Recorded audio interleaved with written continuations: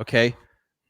Now, why was the decision to use ETH made instead of burning liquid TITANX? Now, you had a lot of people that were buying and or holding TITANX to be able to participate in Hyper, only to see the price dump on Hyper launch and their value potentially tank. And maybe they did want to get into Hyper, but their value went down. So why did this happen? I guess it didn't really happen covert. There was a tweet that came out slightly before Hyper, but I guess clarification on why it wasn't clear that ETH would be used further down the road, and why was there a delay in letting that information out?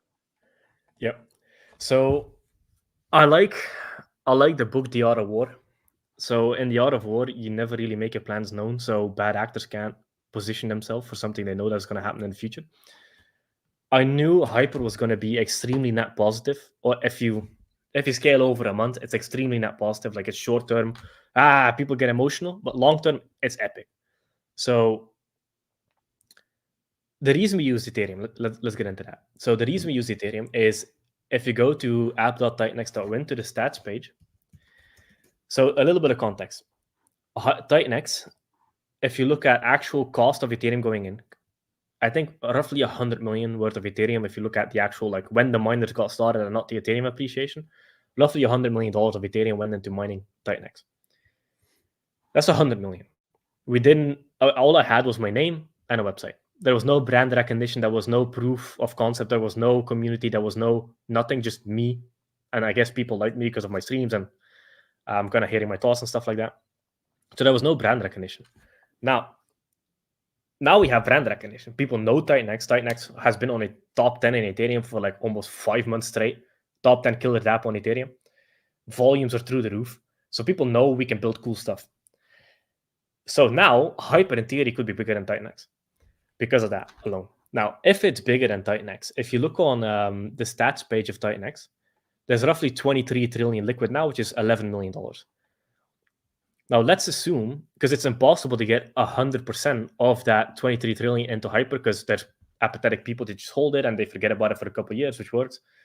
So maybe at most we could get 50% of that, which is $5 million worth of adoption into Hyper. So we would be capped by the burning of our protocol when it comes to adoption. Because only a certain number of people will get in, and a lot of people would be will feel left out because they weren't mining TITANX in the beginning. So we would cap Hyper adoption at 5 million.